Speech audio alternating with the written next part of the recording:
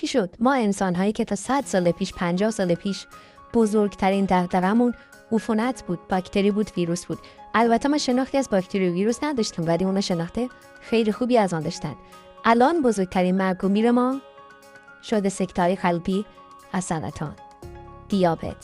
چی شده که ما دیگه از بیماری عفونی رنج نمیبریم به اون صورت؟ چی شد که سیر مریضی رفت سمت بیماری‌های قلبی؟ واقعا کمتر روکیه، واقعا غذای ناسالم خوردنه، آیا سیگار کشیدنه؟ چی داره به این قضیه دامن میزنه؟ یه چند تا علائم رو با هم بررسی کنیم.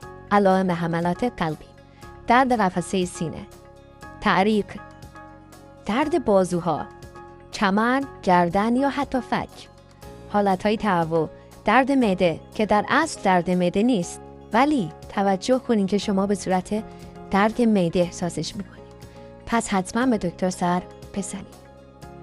خب در نظر داشته باشین که همیشه داشتن این علائم به محضور سکته قلبی نیستش، ولی آیا فقط غذای چربه که باعث میشه ما سکته کنیم؟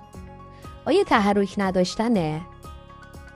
یا اگر من سیگار بکشم و همزمان پیاده روی کنم روز نیم ساعت خطر سکته قلبی در من کاهش میده یا نه؟ اینو برای من کامنت کنید، خیلی جالبه. دقت کنید، 100 سال پیش ما انسان ها با انواع ویروس ها، باکتری ها، آنفولانزا درگیر بودیم، مثل همین کرونا ویروس که یادمون نرفتتش.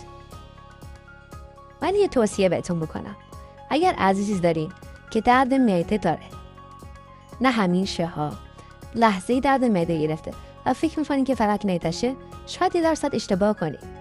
حتما به یه پزشک عمومی سر بزنید.